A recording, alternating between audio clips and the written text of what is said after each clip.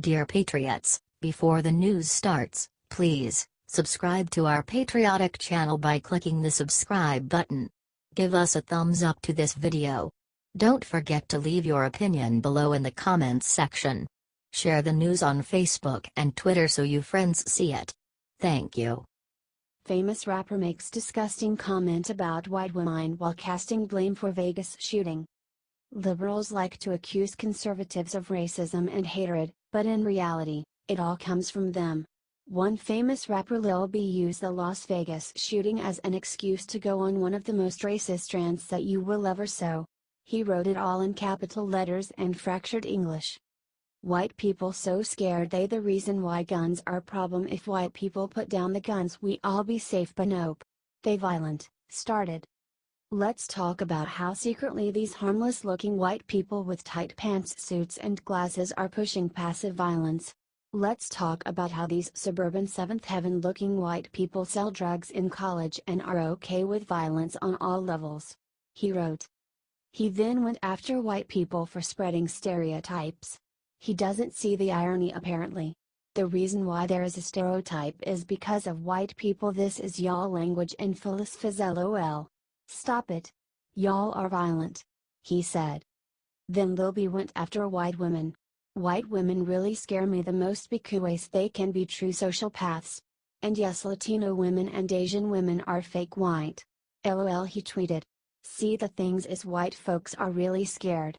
You know, all the white people feel like they are frail blowing gifts from God. LOL. Collectively, white people as a whole need to go on Fox News and for a month talk about how it's their fault of black oppression. Start. Lil B, he tweeted.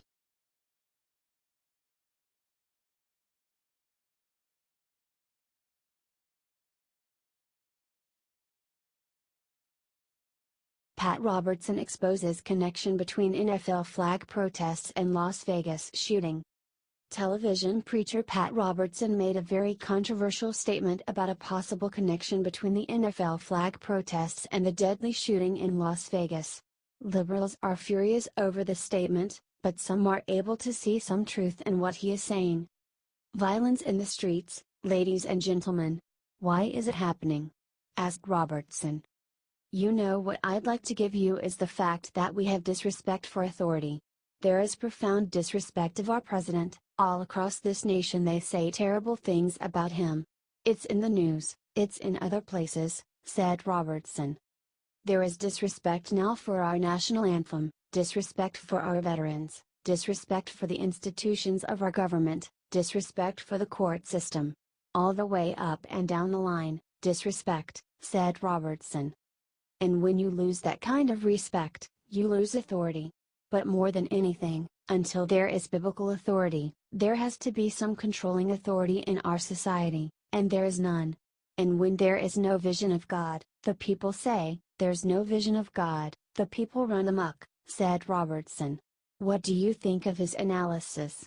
Do you agree, or do you think this is a stretch?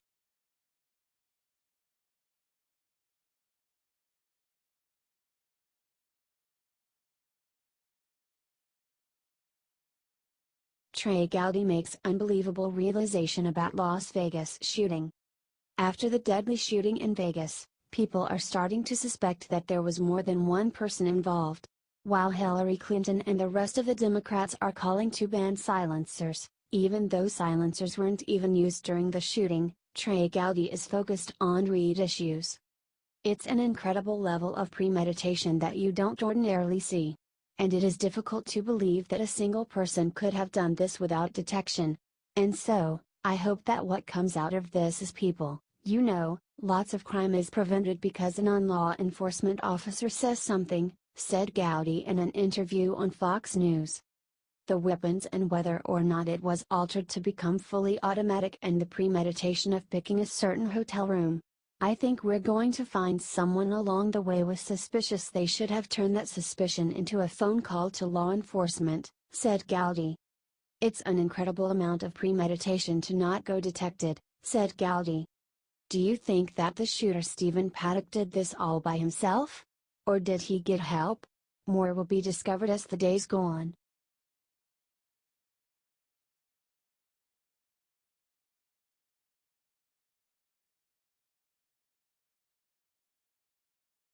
Washington Post just used third graders to attack Trump. It's sick. The mainstream media has become so slanted to the left that it no longer even pretends to not be unbiased or accurate. A perfect example of this is a recent feature in Jeff Bezos-owned Washington Post magazine, where they interviewed third-grade school children on what they think of the issues and politics of the day. However, the reporters somehow failed to locate a single child who doesn't have, or, rather, whose family doesn't have, a liberal point of view. Said writer Britt Peterson, who clearly lives in a different universe than regular Americans. In the 3 classes where I asked how many students would have voted for Hillary Clinton, all hands went up.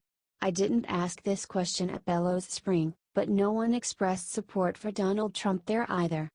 The feature then used these third graders to spout leftist talking points. Said third grader Devonna Holland, for example, I think that Hillary should have won because people are saying that Trump cheated in the election because they said he was working with Russia or ISIS or something. Commented fellow third grader Randa Robertson, Hillary was supposed to win. I mean, she didn't hate Mexicans. Donald Trump did. She was acting like a grown-up. But Donald Trump just, I can't even say about him. He's mean. Said Macklin Dunn, I would vote for Hillary Clinton because Donald Trump doesn't like black people and Hillary Clinton does.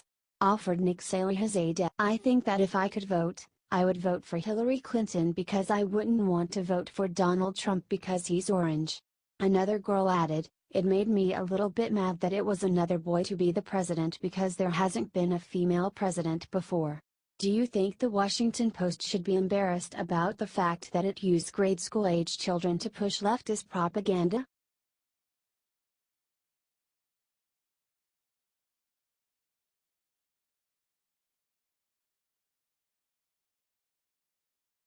CNN says NFL anger is about hating black people has nothing to do with disrespecting the flag.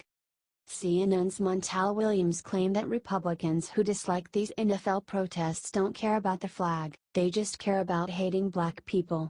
Ever since President Trump insulted NFL players, the mainstream media has been refused to listen to conservatives who just don't want people disrespecting our country. This has nothing to do with disrespecting the flag. It has to do with the fact that in some ways in this country we still think black men should shut up, accept what you get, and keep your mouth shut. I don't agree, said Williams. Look, I'll tell you something, the reason I spoke out this week is because again, let's break this down. I held my hand up and said I do solemnly swear and affirm that I will support the Constitution of the United States against all enemies foreign and domestic. I didn't say I support a flag, a piece of paper. I said the Constitution, said Williams. And when I do so, that means that the first thing that our forefathers thought to give us the right to do was the right to protest, said Williams.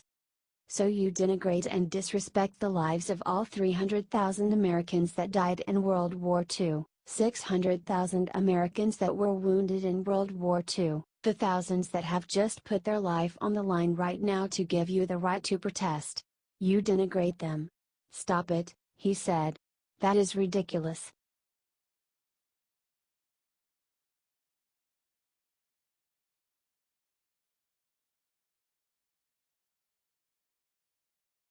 Bernie Sanders says President Trump is helping people in Puerto Rico because he is a white supremacist. President Trump has been doing a fantastic job helping the people of Puerto Rico, and the governor even confirmed this himself. However, this didn't stop failed candidate Bernie Sanders from calling President Trump a white supremacist. I have to say that the administration has responded to our petitions. FEMA, Brock Long, has been on the phone virtually all the time with me, checking out how things are going, stated the governor of Puerto Rico.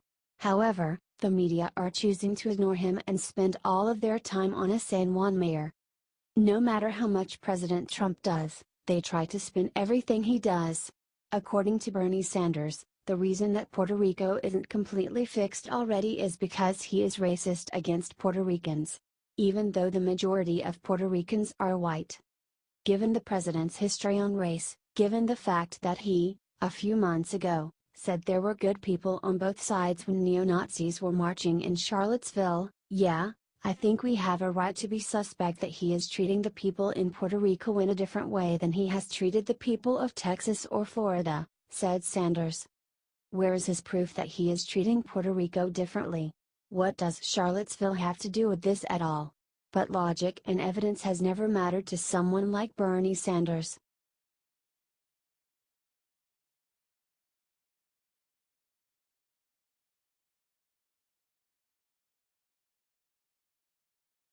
CNN's Brian Stelter attacks President Trump's tweets on Puerto Rico for being a racist dog whistle.